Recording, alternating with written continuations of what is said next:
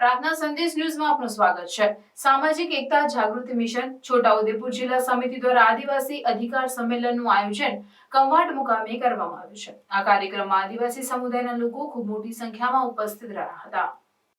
આ કાર્યક્રમમાં મુખ્યત્વે આદિવાસી વિસ્તારમાં ગેરકાયદેસર જમીન સંપાદન બંધ કરવા, ગુજરાત જમીન મહેસૂલ અધિનિયમની કલમ 73A અને 73A નો સંપૂર્ણ અમલ કરવા, ભારતના બંધારણની અનુસૂચિ 5 અને અનુસૂચિ 6 નો સંપૂર્ણ અમલ કરવા, panchayat extension nation for schedule એરિયાના કાયદાનો સંપૂર્ણ અમલ કરવા, આદિવાસી સમુદાયની દીકરીઓનું ગેરકાયદેસર ખરીદ વેચાણ બંધ કરવા, આદિવાસી સમુદાયની પોસ્ટ મેટ્રિક શિષ્યવૃત્તિ ગુજરાત સરકારે બંધ કરેલ જે ચાલુ કરવા, દેશની તમામ હાઈકોર્ટ અને સુપ્રીમ કોર્ટમાં આદિવાસી જજોની નિમણૂક કરવા, આદિવાસી વિસ્તારમાં થતું ગેરકાયદેસર ખનન રોકવા, શહીદ બિરસા મુંડાની જન્મજયંતિની સરકારી રજા જાહેર કરવા, આદિવાસી સમુદાયની અનામતમાં વર્ગીકરણ બાબતના સુપ્રીમ કોર્ટના ચુકાદા સામે કાયદો બનાવવા, આદિવાસી અનામતમાં વર્ગીકરણ રદ કરવા વગેરે બાબતે વિસ્તૃત ચર્ચા કરવામાં આવી હતી।